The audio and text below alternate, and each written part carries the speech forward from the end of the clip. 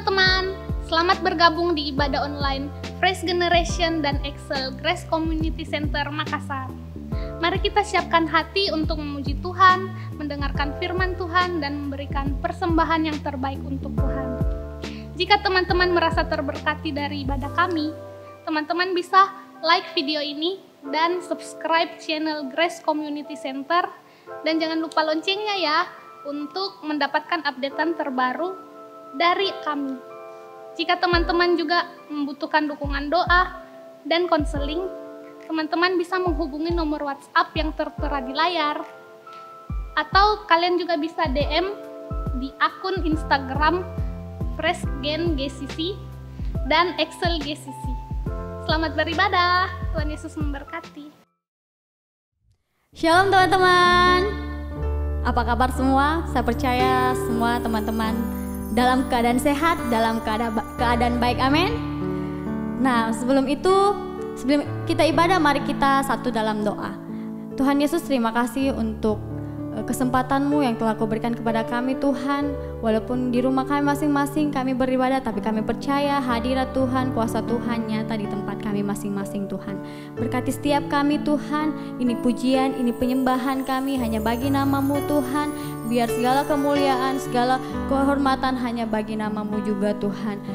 Biar Tuhan Roh Kudus-Mu yang menjamah setiap kami, yang melawat setiap kami, yang menjadi terang bagi kehidupan kami, dan kami dapat memuji Engkau lebih lagi Tuhan Yesus. Kami serahkan ibadah kami ke dalam tangan-Mu Tuhan. Dalam nama-Mu kami berdoa dan mengucap syukur. Haleluya. Amin. Mari kita naikkan pujian ini. Engkaulah kekuatanku, tempat perlindunganku. Saat badai menerpa, aku tak akan goyah. Aku tak akan goyah, sebab Kau sertaku. Engkaulah kekuatan kami Tuhan. Engkaulah kekuatanku, tempat perlindunganku. Saat badai menerpa, aku tak akan goyah. Aku tak akan goyah, sebab Kau sertaku.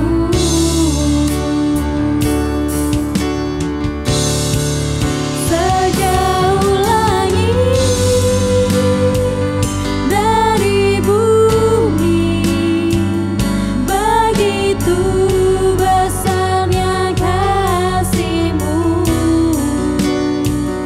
Penuhi hati kami yang rindu menyembah-Mu, Yesus. Sejauh langit dari bumi, begitu besarnya kasih-Mu.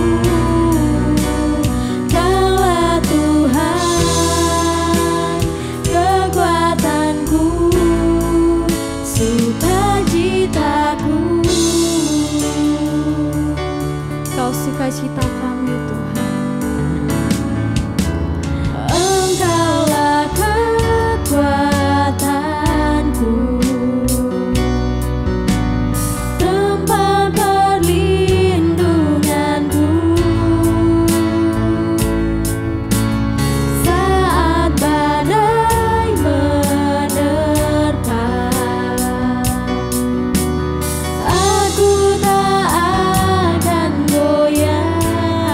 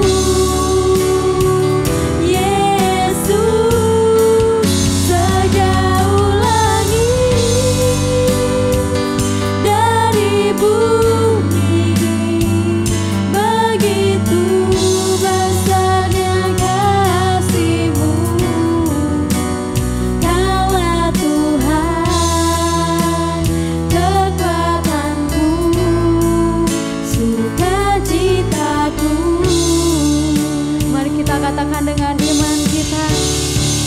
Sejauh langit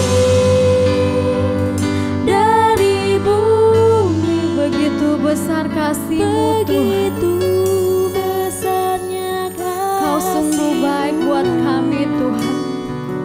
Penuhi hati kami yang rindu menyembah-Mu, Yesus. Sejauh langit dari bumi, begitu besarnya kasih-Mu. Kaulah Tuhan, kekuatanku, sukacitaku.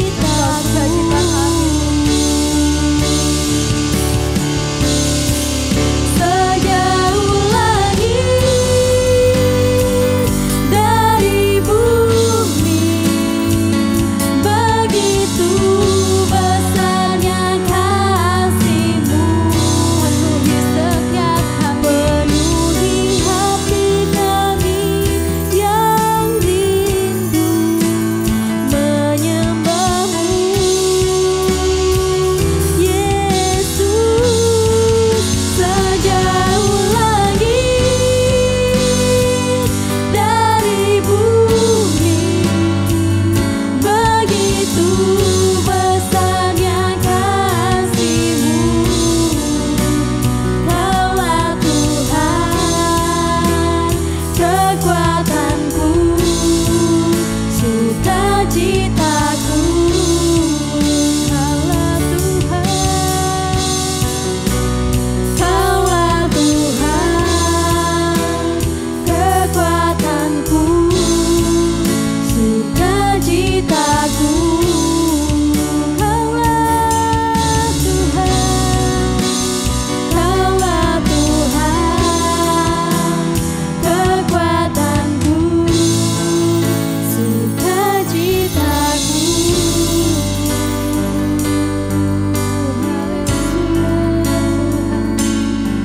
Kau sumber sukacita, Kau sumber kekuatan kami. Mari kita sembah Dia, mari kita naikkan pujian kita. Sebab Kau baik, Tuhan, Kau sungguh berilmu dalam hidup dia. Terima kasih menyembah-Mu Tuhan dengan segenap hati kami, dengan segenap jiwa kami Tuhan. Dalam bersyukur, glory, segala pujian bagus Tuhan, segala hormat bagus Raja kami. Haleluya, haleluya. Mau bersorak bagi nama-Mu, mau memuji nama Tuhan. Engkau baik, Engkau sangat baik, yang diriku tercurah, yang diriku nyata di tempatnya, Yesus. Haleluya, segala pujian bagi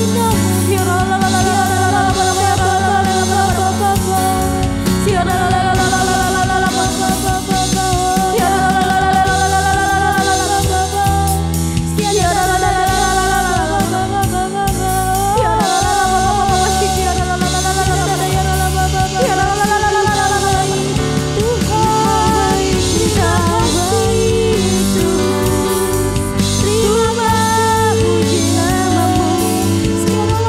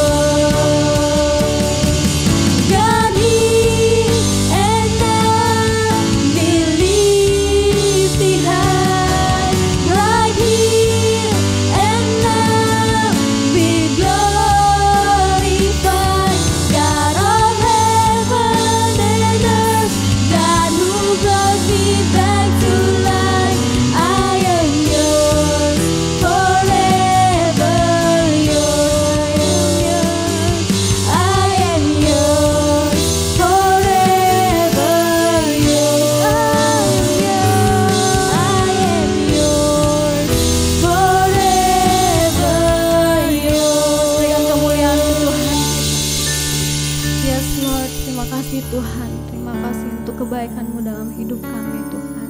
Sebentar lagi Tuhan kami akan mendengarkan firman-Mu Tuhan. Biar Engkau yang berbicara pada setiap kami Tuhan. Buka hati, buka telinga kami Tuhan. Biar firman yang kami dengar dapat menjadi rema bagi kehidupan kami Tuhan. Kami siap untuk mendengarkan, dalam nama-Mu kami berdoa dan mengucap syukur. Haleluya. Amin.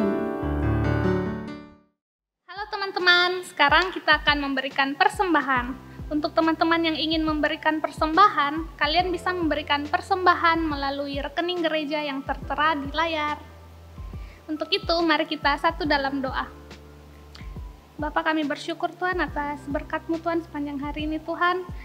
Sebentar lagi kami akan memberikan persembahan, Engkau yang memberkati persembahan kami, biar apa yang kami berikan bisa menjadi berkat bagi gereja kami. Terima kasih Bapak, ini doa kami berdoa dan mengucap syukur. Haleluya. Amin. Shalom, selamat hari Minggu, sahabat pelajar dan sahabat muda yang dikasihi oleh Tuhan. Pada hari ini kembali kita bersama-sama berjumpa dalam ibadah kita pada hari ini. Dan saya percaya dimanapun sahabat pelajar dan sahabat muda berada, kasih Tuhan Yesus selalu menyertai dan melindungi kita semua. Sahabat pelajar yang dikasihi oleh Tuhan, mari sama-sama kita mendengarkan kebenaran firman Tuhan pada hari ini yang saya ambil dalam Matius 7 ayatnya yang ke-6. Mari sama-sama kita membacanya. Demikianlah firman Tuhan. Janganlah kamu memberikan barang yang kudus kepada anjing, dan jangan kamu melemparkan mutiaramu kepada babi, supaya mereka jangan menginjak-injaknya dengan kakinya, lalu ia berbalik mengoyakkan kamu. Sahabat pelajar dan sahabat muda yang dikasihi oleh Tuhan, pernahkah kita memperhatikan tingkah laku binatang babi dan anjing ketika kita berada di kampung, di pedesaan, atau ketika kita berada di peternakan mungkin? Apa yang dilakukan oleh babi-babi tersebut dan apa yang dilakukan oleh anjing-anjing tersebut? Ketika kita melihat babi, apalagi di desa-desa tertentu, ada desa tertentu yang tidak mengurung babi mereka, tetapi babi piaraan mereka dibiarkan untuk hidup berkeliaran di sekitar rumah. Kita dapat melihat bahwa babi-babi itu ketika menemukan kubangan lumpur, babi-babi itu akan senang bermain-main di dalam kubangan lumpur itu, bukan? Ketika kita melihat anjing-anjing yang ada di daerah pedesaan, anjing-anjing tersebut adalah anjing-anjing yang suka dengan hal-hal yang berbau amis. Bahkan ketika kita memperhatikan, kadang-kadang anjing yang ada di pedesaan atau anjing-anjing yang ada di peternakan, mereka sering memakan muntahnya kembali dan bahkan sering memakan kotoran-kotoran dari binatang-binatang lain. Itulah yang dapat kita jumpai bagian dari tingkah laku babi dan anjing ketika kita berada di peternakan atau di pedesaan, ketika kita mengamati tingkah laku babi dan anjing tersebut. Hari ini kita akan sama-sama merenungkan firman Tuhan yang bertema anjing dan babi. Dalam firman Tuhan yang kita baca tadi mengatakan jangan memberikan hal yang kudus kepada anjing dan mutiara kepada babi. Sahabat pelajar yang dikasihi oleh Tuhan, babi menurut tradisi orang Yahudi, babi dianggap binatang yang paling najis. Ya, menurut tradisi orang Yahudi bahwa babi adalah binatang yang paling najis. Sehingga semua orang yang bekerja menjadi penjaga babi adalah orang-orang rendahan. Ya, jadi adalah orang-orang yang rendahan. Ketika kita melihat tradisi orang Yahudi tentang kata anjing, ya. Anjing adalah berbicara tentang orang-orang non-Yahudi. Siapa saja yang bukan dari golongan orang-orang Yahudi itu, kalangan orang Yahudi itu, mereka dikategorikan anjing. Sehingga ketika ada perempuan Kanaan datang kepada Yesus, ya, Tuhan Yesus berkata apa terhadap perempuan Kanaan itu? Perempuan Kanaan ini anaknya sementara kerasukan, dia minta tolong kepada Tuhan Yesus, tetapi Tuhan Yesus mengatakan tidak layak anjing, ya, memakan roti dari tuannya. Apakah ketika Tuhan Yesus berbicara tentang anjing ini, Tuhan Yesus sangat kasar terhadap perempuan Kanaan itu? Tidak. Tuhan Yesus sementara mengangkat suatu tradisi yang ada pada orang-orang Yahudi bahwa orang-orang Yahudilah yang layak menerima berkat-berkat daripada Allah. Bukan orang-orang di luar non-Yahudi. Tetapi dalam konteks itu tentunya Tuhan sementara menguji wanita itu. Bukan untuk menghina dia. Tuhan Yesus mengangkat bahwa inilah pandangan orang-orang non-Yahudi. Bahwa anjing itu adalah orang-orang rendahan yang di luar dari golongan orang-orang Yahudi. Orang Yahudi memiliki suatu pandangan, pendapat bahwa mereka lah orang yang memiliki hak tertinggi untuk menerima berkat-berkat Allah. Di luar orang-orang Yahudi, mereka tidak bisa menerima berkat-berkat Allah. Sehingga Tuhan Yesus mengangkat hal ini ketika dia berjumpa dengan perempuan Kanaan tersebut. Jadi anjing kategorikan pada pandangan orang Yahudi adalah orang-orang di luar golongan orang-orang Yahudi. Sedangkan babi ya adalah binatang yang paling najis. Dan sehingga orang yang bekerja menjadi penjaga babi adalah orang-orang rendahan. Dalam ayat ini yang kita sudah baca menggambarkan bahwa kekudusan bagaikan mutiara. Kita lihat bahwa ada babi, ada anjing, dan ada mutiara. Dalam ayat itu dikatakan, dalam hal ini konteks yang kita pelajari pada hari ini, mutiara itu adalah suatu yang mahal dan sulit diperoleh. Dan barang yang sangat mahal, bukan? Jadi kekudusan ini diberikan kepada anjing. Jika kekudusan ini diberikan kepada anjing dan babi, maka mereka tidak akan mengerti dan akan mengabaikan kekudusan tersebut. Inilah yang ingin disampaikan oleh kitab Matius. Jadi jangan memberikan ajaran-ajaran, jangan memberikan pendidikan-didikan kepada anjing dan babi tentang hal-hal kekudusan. Karena ketika hal itu diberikan kepada mereka, ketika hal kekudusan diberitakan kepada mereka, mereka akan menginjak-injaknya dan menganggap hal itu adalah bukan hal yang berharga. Babi dan anjing di sini penulis kitab Matius ingin menyampaikan kepada kita bahwa ajaran yang baik dan benar itu tidak akan pernah dihargai oleh orang-orang yang tidak mengerti pentingnya arti kekudusan hidup. Jadi, dan kerajaan sorga itu adalah suatu ajaran hidup benar dalam dunia ini. Dan kebenaran itu akan menguduskan kita. Dan kekudusan yang diberikan itulah yang akan menyelamatkan kita untuk dapat masuk ke dalam suatu kerajaan surga. Dalam Matius 13 ayat 44 dan 46 mengatakan bahwa surga itu seperti mutiara. Ya, sahabat pelajar dan sahabat muda yang dikasihi oleh Tuhan.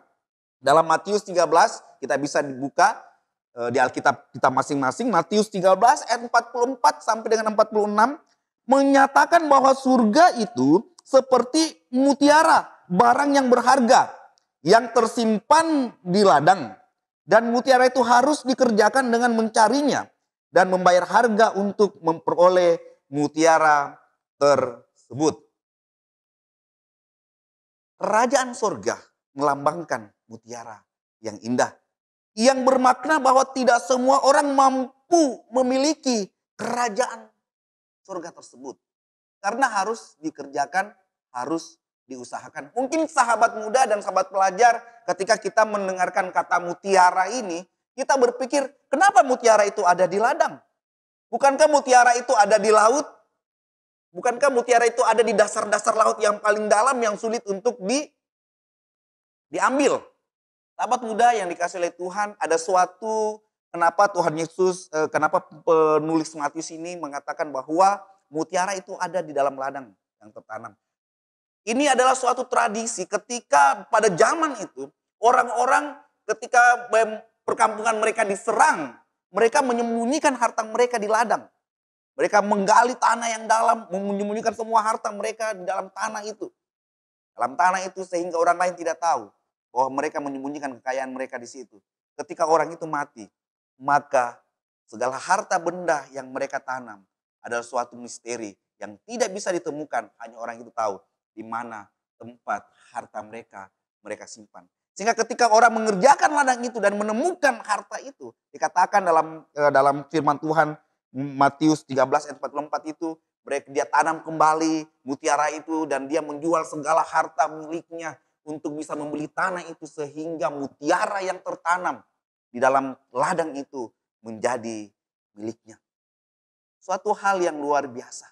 Menukar seluruh hartanya untuk membeli ladang yang di dalamnya terkandung mutiara yang berharga. Dalam kitab Matius ini, penulis Matius ini menyatakan kepada kita bahwa untuk memperoleh kerajaan surga, untuk memperoleh ajaran-ajaran kebenaran yang menyelamatkan kita harus membayar harga. Menukar semua apa yang kita miliki untuk memperoleh kerajaan surga di dalam kehidupan kita. Sahabat muda dan sahabat pelajar yang dikasihi oleh Tuhan. Hanya orang-orang yang mencari yang akan menemukannya. Dan untuk mendapatkannya, orang-orang harus mengorbankan seluruh miliknya. Ketika kita ingin mencapai, memperoleh kekudusan hidup, memperoleh surga itu, kita harus mencarinya dan kita menukarnya dengan hal-hal yang berharga di dalam kehidupan kita.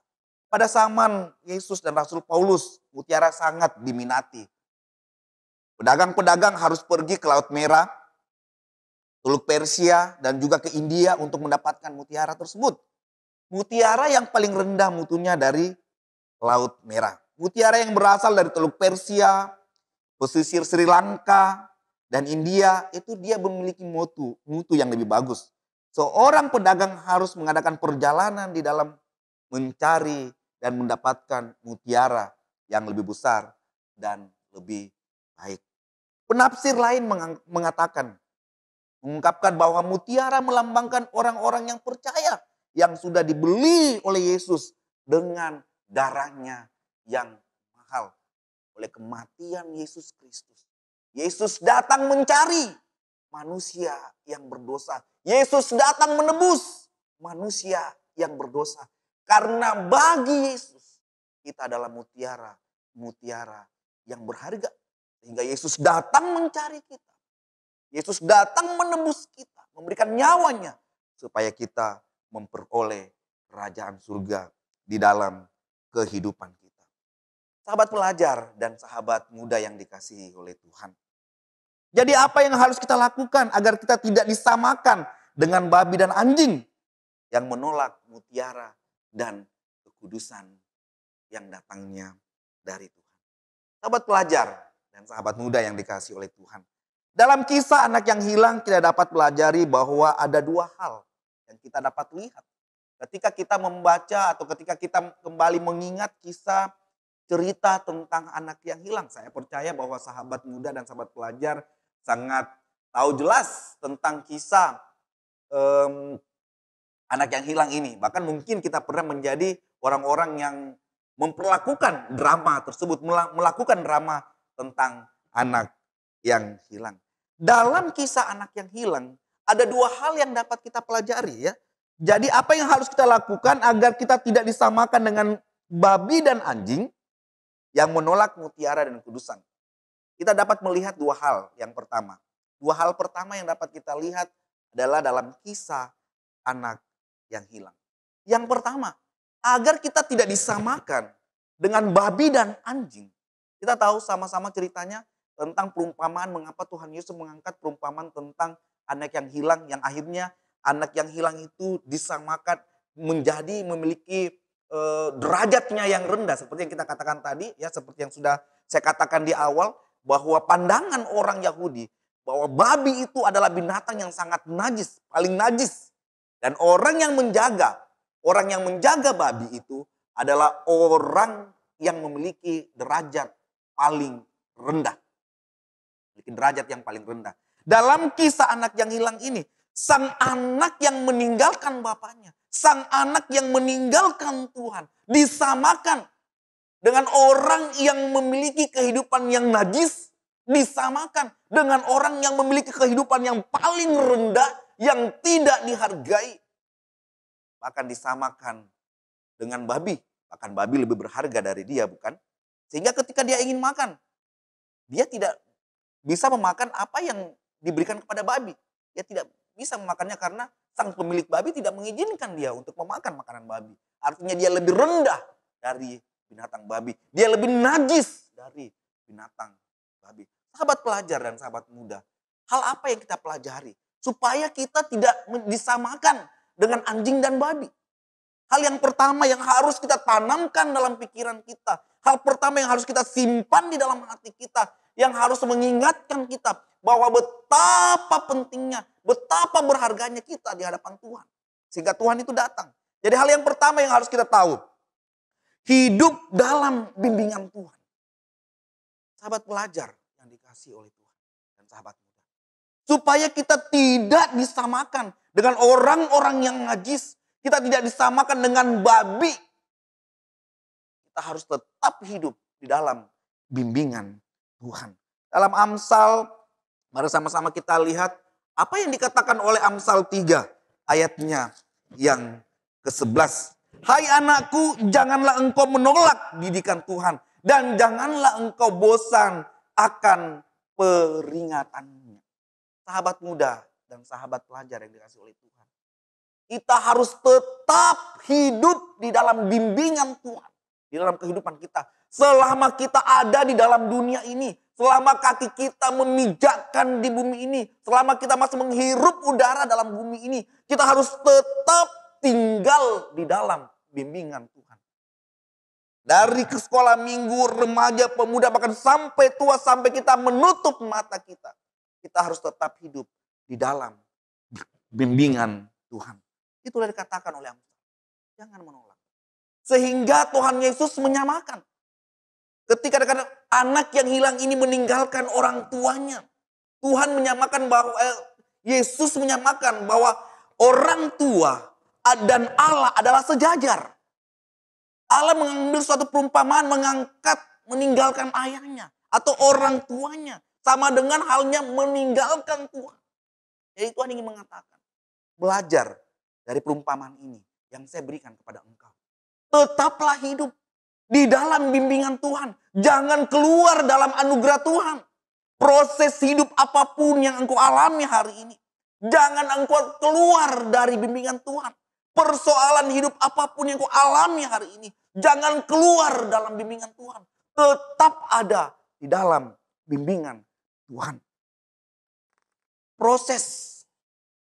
Ketika kita melewati proses-proses kehidupan kita. Kadang-kadang kita meninggalkan Tuhan. Tapi Tuhan ingin katakan kepada kita, hai anakku. Jangan engkau tinggalkan bimbinganku. Ketika engkau sementara mengalami suatu proses pendewasaan iman. Karena engkau sangat berharga.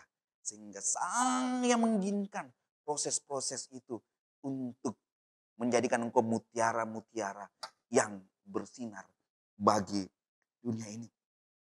Bukankah Ayub berkata dalam Ayub 5 ayat 17 dia katakan, sesungguhnya berbahagialah manusia yang ditegur Allah. Sebab itu janganlah engkau menolak didikan yang maha kudus. Suatu kalimat yang dikatakan oleh Ayub yang sangat-sangat baik.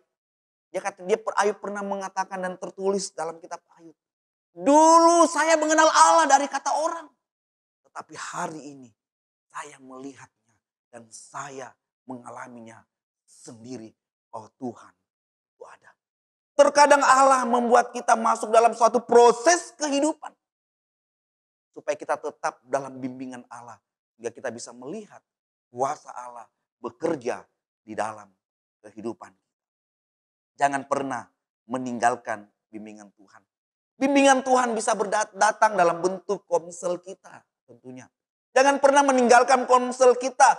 Bagi apapun perasaan hati kita, segalau apapun kita, seberat apapun kehidupan yang kita sementara hadapi dalam kehidupan kita. Kita tidak boleh meninggalkan komunitas komsel kita. Karena dalam komunitas komsel itu, kita sementara belajar, menyelidiki, mencari tahu bimbingan-bimbingan Allah yang Allah berikan di dalam kehidupan kita melalui komunitas komsel kita. Jangan tinggalkan ibadah kita. Jangan tinggalkan doa-doa yang ada dalam gereja Tuhan di tempat ini. Karena itu adalah salah satu bentuk proses bimbingan Allah kepada kita. Untuk memberitahukan rencana dan rancangan yang mulia. Yang sementara dirancangkan dalam kehidupan kita. Sebagai mutiaranya Allah. Sehingga kita tidak disamakan dengan babi dan anjing. Oleh karena itu, saya mengajak sahabat muda dan sahabat pelajar Tetaplah berada dalam komunitas komsel kita. Tetaplah ikut aktif dalam pelayanan-pelayanan yang dipercayakan kepada kita. Itu adalah kesempatan kepada kita untuk mengucap syukur. Karena Allah menjadikan kita mutiara-mutiara yang indah. Karena Allah mengangkat derajat kita dari kehidupan manusia yang najis. Dari kehidupan manusia yang tidak dianggap sebagai orang-orang yang layak menerima berkat Allah. Tapi Allah melayakkan kita melalui pengorbanan Yesus Kristus. Bayangkan saudara, kalau berkat-berkat keselamatan itu hanya milik orang Yahudi, bagaimana dengan saya dan sahabat pelajar dan sahabat muda yang ada di rumah? Tetapi hari ini Allah mengatakan, hai sahabat pelajar, sahabat muda, Grace Community Center. Engkau adalah orang-orang yang berharga. Engkau adalah orang-orang yang mulia. Sehingga Tuhan mengangkat derajat kita. Dari kehidupan kita yang najis. Dari kehidupan kita yang kotor. Tuhan mengangkat kita dan menjadikan kita mutiara yang indah di mata. Sahabat pelajar yang dikasih oleh Tuhan. Hal yang kedua yang dapat kita pelajari dari kisah anak yang hilang. Tetaplah hidup dalam bimbingan orang tua. Ketika kita melihat Tuhan Yesus mensejajarkan orang tua dan Allah sama. Jangan meninggalkan didikan orang tua kita. Ketika orang tua kita menegur kita oleh karena suatu sikap kita yang tidak baik. Ketika orang tua menegur kita oleh karena perilaku kita yang tidak menyenangkan. Jangan marah. Jangan memberontak terhadap orang tua kita. Karena orang tua kita Tuhan pakai untuk memproses karakter kita. Dan juga tentunya Bapak Gembala kita adalah orang tua kita. Ibu Gembala kita adalah orang tua kita. Pemimpin-pemimpin sel kita adalah orang tua kita. Kita harus tetap tinggal dalam bimbingan mereka. Kita harus tetap mendengarkan arahan-arahan yang dia berikan kepada kita yang sesuai dengan kebenaran firman Tuhan. Ketika orang tua kita menegur kita, ketika orang tua marah terhadap kita karena kita melakukan pelanggaran yang tidak berkenan di hadapannya, jangan menjadi baper dan jangan menjadi pemberontak. Karena kalau ketika kita menjadi orang yang pemberontak terhadap orang tua kita sementara memberontak terhadap Allah. Sahabat muda dan sahabat pelajar, dengarkan baik-baik. Ketika kita menyakiti hati orang tua kita, ketika kita memberontak terhadap orang tua kita, ketika kita membuat orang tua kita menangis, ketika kita membuat orang tua kita menjadi kecewa, sebenarnya kita sementara membuat Tuhan menjadi kecewa. Kadang-kadang memang kita tidak sepikir dengan orang tua kita. Kadang-kadang memang kita tidak sejalan dengan orang tua kita oleh karena jarak yang sangat jauh. Tetapi yakinlah, tidak ada orang tua yang tidak ingin melihat anaknya mencapai suatu kesuksesan. Tidak ada orang tua yang tidak ingin melihat anaknya menjadi orang yang baik. Oleh karena itu ketika Allah memproses kita dalam keluarga melalui orang tua kita, tunduklah dalam otoritas orang tua kita. Bagaimana mungkin kita bisa tunduk dalam otoritas Allah ketika kita tidak tunduk dalam otoritas orang tua kita? Bagaimana mungkin kita bisa tunduk terhadap otoritas Allah ketika kita tidak tunduk otoritas kepada pemimpin kita? Tidak mungkin, sahabat pelajar, sahabat oleh Tuhan. Kita belajar tunduk kepada Allah ketika kita tunduk terhadap otoritas orang tua kita. Sebenarnya kita sementara belajar untuk tunduk pada otoritas Allah di dalam kehidupan kita. Mungkin kita tidak sepikir, mungkin kita tidak sejalan dengan orang tua kita. Tetapi ketika kita belajar tunduk dan melihat rencana Allah dalam kehidupan kita, maka Allah akan memberikan kita hal yang luar biasa dalam kehidupan kita. Bukankah Allah punya janji ketika kita menghargai dan menghormati orang tua kita?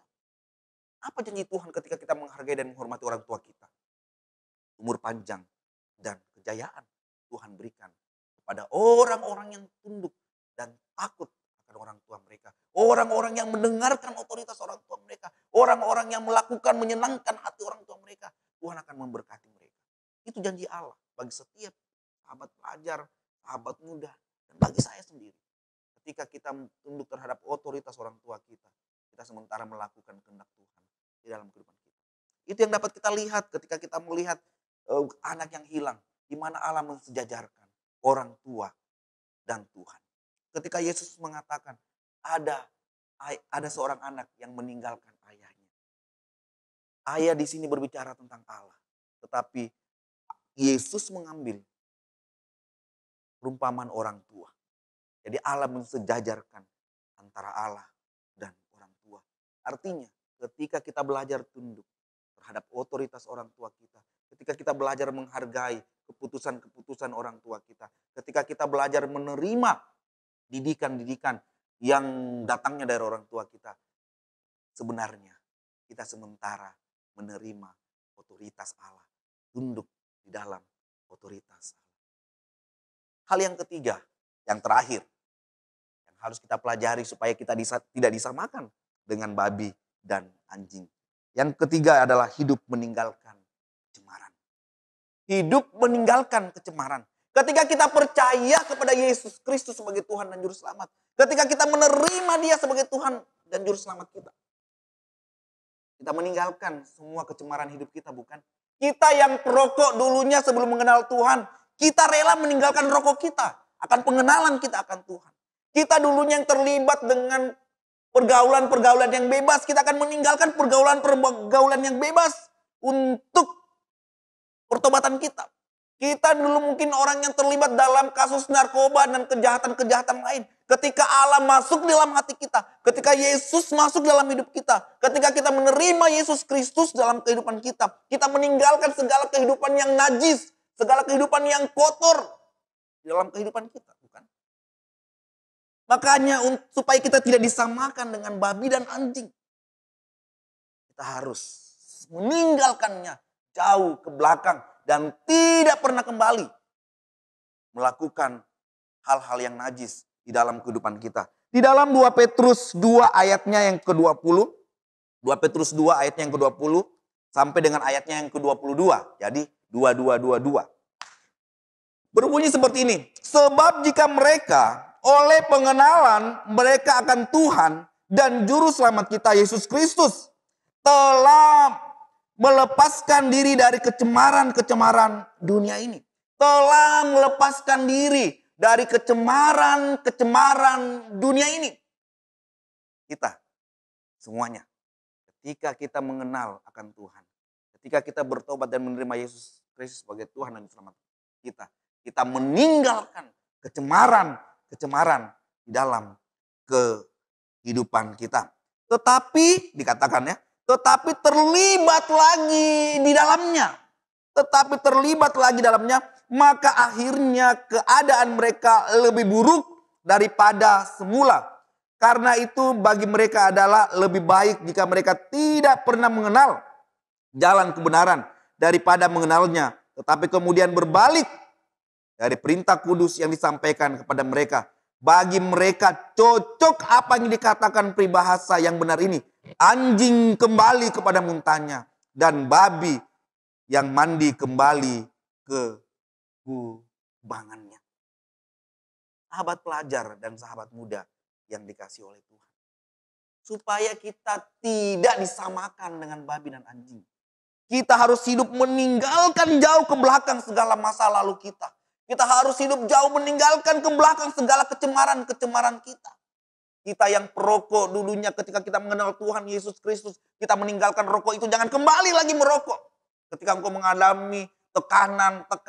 Ketika engkau mengalami persoalan-persoalan, jangan kembali lagi merokok. Karena engkau sudah meninggalkannya. Kalau kita kembali ke merokok, Alkitab dalam Petrus mengatakan, itu sama saja anjing yang makan muntahnya. Babi yang kembali mandi di lumpurnya. Kalau kita sudah meninggalkan hidup dengan narkoba, jangan kembali lagi terlibat dalam narkoba. Kalau kita kembali hidup dalam narkoba, kita disamakan dengan anjing dan babi. Kita yang sudah meninggalkan pergaulan seks bebas.